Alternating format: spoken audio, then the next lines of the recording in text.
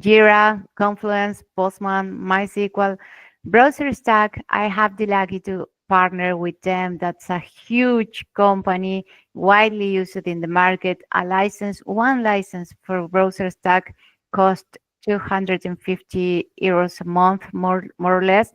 And I have partnered with them, and they have provided me with license for me and all my students, so we can actually use a real tool to test. BrowserStack is used to do performance testing, non-functional testing, cross-browser testing, so you can test by just once in Chrome, Firefox, Safari, and all the browsers, and cross-device testing, so you can test iPad, mobile, desktop, and other versions just in once. And this is very useful. This is manual testing with tools.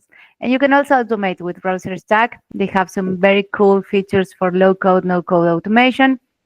We will use Gen AI, of course. We will use generative AI to generate test scripts, to review our test scripts, to do a lot of different things. We will use agentic AI, which is a full stack of different agents for AI. This is very, I'm sorry. This is very modern. It's something very new in the industry, and we will use it during our classes. We will use Gen AI, agentic AI, and agents, of course. We will use low-code automation tools and no-code automation tools, because quality is not about developing. We have this discussion with this argument with my colleagues all the time. How much of technical knowledge in coding skills have to have a QA? And for me, as little as possible, because we are into testing, we are into guaranteeing quality, we are into trying the product, we are into improving the product. We are not into developing the product. We cannot have a team full of the same skills. If we have the same skills as a developer, how much are we putting into the project if we have the same skills as a coworker? So we need to stay into so that's why we are going to use these IT tools that are very good, very widely used in the market, and we are going to use real accounts for real projects and gain some real experience. What is there for you? Be prepared to have live classes, engage, ask questions, have real support. We will get to meet industry references, my guest instructors that I will present. You will have interview practices. I take interviews very serious, so I will interview, and my coworkers, other QA managers will interview, make real interviews, fake, so we can try to gain confidence and to uncover where are we failing or what are we answering that is not the expectation of a QA manager, of a hiring manager.